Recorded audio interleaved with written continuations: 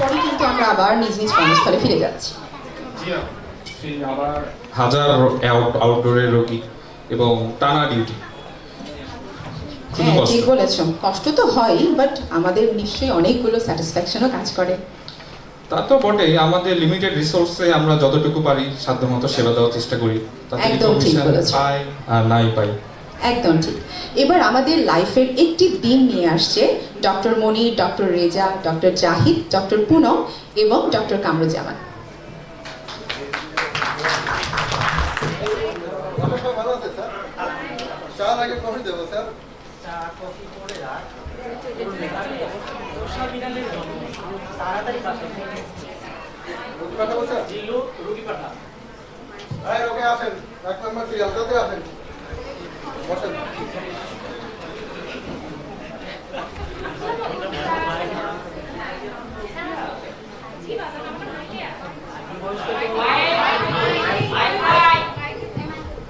আপনার বয়স কত? বয়স কি আর কত বাজান, একটা দিলেই তেমন কোনো কিছু না। আচ্ছা, আপনার কি কষ্ট হচ্ছে বলেন তো?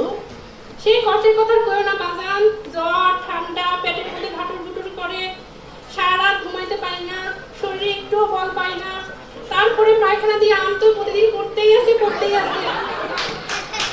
আচ্ছা, আপনি তো সর্বাঙ্গেও ওষুধ দিব কোথায়? আর বলো না বাজান, ব্যথা, সারা শরীরে বেদনা, ব্যথায় সারা শরীর খারাপ হচ্ছে মনে হয়।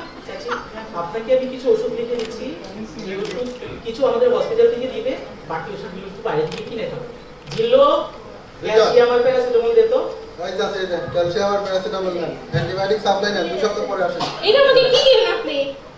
আমার তো এই ওষুধ বাসায় আছে, আমার লাগবে আমের বড়ি, আমার লাগবে গ্যাসের ওষুধ, গ্যাসের যন্ত্রণা, আমি রাত্রে ঘুমাইতে পারতেছি না। আপনি আমাকে এগুলো কি দিলেন? আমার যদি কিনেই খেতে হয় তাহলে আমি এখানে আসছি কেন? রাখেন একটা প্রেসক্রিপশন, আমার আসলে দরকার নাই। আরেকটা ওষুধ দিতে হবে। যা তো মহিলা আমি চেয়েছিলাম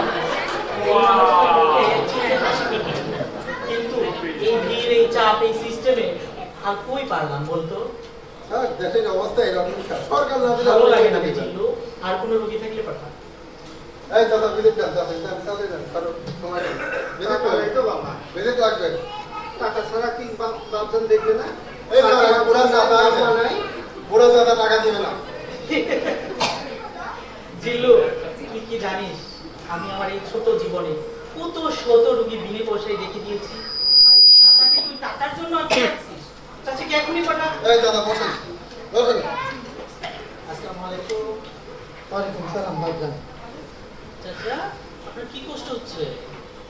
বাবা, প্রচন্ড শ্বাসকষ্ট, শ্বাসের জন্য হাঁটতে পারি না, কথা বলতে পারি না, শুইতে পারি না। এটা কতদিন ধরে এই সমস্যা? সমস্যা তো বাবা মেলা দিন। চাচা, আপনি বিড়ি সিগারেট খান? দিদি সত্যি কথা কম বাবা, দিদি তো মেলা দিন খাইছি, অনেকদিন ধরে বাদ দিছি। ওরা মানুষের খাওয়ার গেল না, এই খায়। চাচা, বিড়িটা খেয়ে তো একদম বুকটা ঝাঁঝরা করে দিয়েছেন আপনি। বাবা বাদ দিছি। চাচা, আপনি যদি আমার কথাগুলো শোনেন, আমি কিছু ওষুধ দিব, আর আপনার এই বিড়ি সিগারেট খাওয়াটা বন্ধ করতে হবে। ইনশাল্লাহ আপনি সুস্থ হয়ে যাবেন। ঠিক আছে বাবা, তোমাদের শুয়া কথা দিতেছি, আমি আর বিড়ি খাইতাম না, আমি আর বিড়ি খাইতাম না। জিল্লু, কি কি ওষুধ কিনবে চাচাকে বুঝিয়ে দাও। এই দাদা, এই ওষুধগুলো বাইরে থেকে কাল থেকে কিনে খাবেন, যান। এই সুদের দাম কেমন হবে বাবা? 4-5 হাজার লাগবে না, মেলা লাগবে। 60 টাকা শের চাই, ওষুধ খাবো না, ভাত খাবো। চাচা, আপনার ছেলে মেয়ে নাই? ছেলে মেয়ের কথা কি কব বাবা? ছেলে একখান ছিল, মস্ত বড় অফিসার বানাইছি, গায়ে বাতরে খাটছি, রিক্সা চালাইছি, পরের জমিতে চাষ করছি, ছেলের অফিসার বানাইছি। ছেলে দেশ বিদেশ ঘুরে বেড়ায়, বাপেরে দেখার সময় হয় না বাবা, বাপেরে দেখার সময় হয় না। দেখেছিস জিল্লু, একটা মস্ত বড় অফিসারের বাবা যে মাথার গাম পায়ে ফেলে ছেলেকে মস্ত বড় অফিসার বানিয়েছে, সেই ছেলে ভাত কাপড় তো দেয় না, মৌলিক যে শিক্ষার চিকিৎসাটা সেটার ব্যবস্থা করে দিতে পারে। স্যার এই এলাকায় অনেক ছেলে মেয়ে এরকম বাপ মা জমিদারি যেতে স্যার বিদেশ পাঠায়, পরে আর দেখে না, ওই মেয়েরাই মাঝে মধ্যে ভাত চাল দেয় স্যার। আচ্ছা, এই টাকাটা রাখুন, আপনি এই টাকা দিয়ে ওষুধগুলো কিনে আপনি পরবর্তীতে কোনো সমস্যা হলে আমাকে নিজের ছেলের মতো মনে করে আমাকে জানাবেন, কেমন? বাবা আল্লাহ তোমার ভালো করুক বাবা। আমার এক সন্তান আমার সন্তান দেখছে আল্লাহ প্রত্যেক করে করে এরকম সন্তান দিও বাবা, এরকম সন্তান দিও।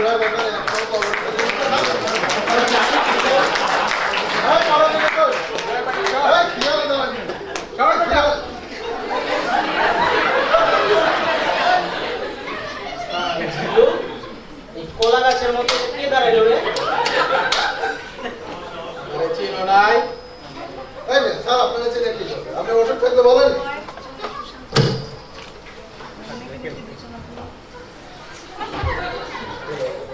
গাল কাটা রমজান আই জর্দা দিয়া পা মটকা গরম হইলে করি খান। আচ্ছা রমজান সাহেব, আপনি আপনাকে কিভাবে সহযোগিতা করতে পারি? রমজানকে কিভাবে সহযোগিতা করতে হয় তুমি জানো না? বাইরে দেখলাম রমবালাই, খাতাও তো দেখতেছি ভরা। তোর সাহস তো কম নাই, তুই আমার স্যারের সাথে বেয়াদবি করিস। তোর কিন্তু পাড়ায় মেরে হারাতে হবে। ভালোভাবে চেম্বার থেকে বেরোবেন নাকি আমি আইনের আশ্রয় নিতে বাধ্য হবো? রমজানরে পুলিশের ভয় দেখাস? এই করেন। ওর বাইরে কি আছে দেখি। তোর মানে না, আপনি কথা বলবেন।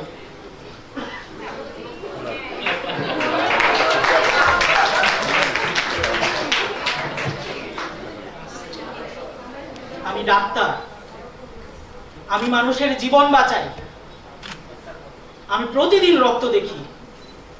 আর আজকে আমার নিজের রক্তে আমার এপ্রন রঙিন হয়ে গেল।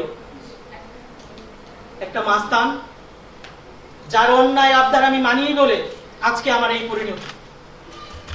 আমি জনতার কাছে প্রশ্ন রাখতে চাই, একজন ডাক্তার যদি নিরাপদ না থাকে তাহলে তার রোগীদের কিভাবে নিরাপত্তা দিবে? হে সমাজ, হে রাষ্ট্র, আমি তোমার কাছে ফরিয়াদ জানাই, তুমি কি ঘুমিয়ে আছো? আমার এই সাদা অ্যাপ্রন, ডাক্তারের অস্তিত্ব তুমি কি রক্ষা করতে এগিয়ে আসবে না? জাগো বাহে কুণ্ঠে সবাই,